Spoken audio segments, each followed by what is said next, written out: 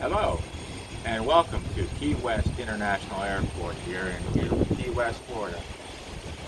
There are three different ways that you can actually get into the Keys. One is by US Highway 1. The other one is by a ferry that actually connects you from Fort Myers, Florida, all the way to Mallory Square.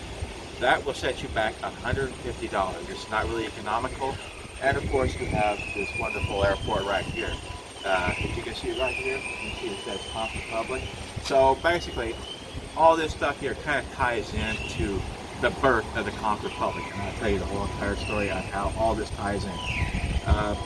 Back in 1982, the DEA, Drug Enforcement Agency, decided that there was a lot of drugs that were being smuggled in through the Keys. They didn't have any proof of this. So in the winter of 1982, they set up blockades right outside of Key West.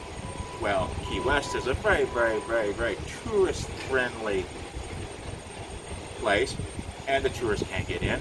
The materials that need to be actually for the tourists can't get in, so the whole entire Key West is actually choked off.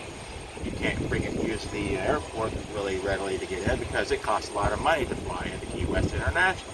You can't take the ferry in because the ferry costs $150.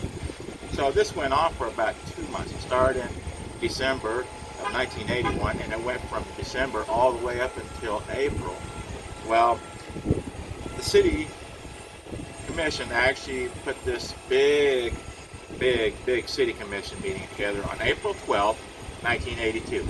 And they decided they were actually going to boldly claim that the Key West is not a member of the United States government anymore. They're actually its own republic. They're going to call it the Conch Republic. And they actually had a pretty good argument on this. The argument that they actually had going into this was, there was no way that the United States government should blockade a state for entry into the United States. The Key West is part of the state of Florida. And of course, they had this big proclamation in city government form with all the freaking press from Tampa Bay, all the press from Miami, all present there to actually broadcast this on the 6 and 10 news that night. Well, this really ruffled the feathers in Washington, D.C., and after that, the blockade just went away within about 2 weeks. And after that, the whole entire thing was a done deal.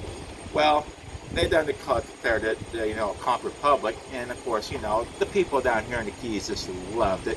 It kind of became a thing for, everybody to say, hey, I'm a member of the Conch Republic. I'm a rebel, So that's kind of how the whole entire history of the Conch Republic kind of came about.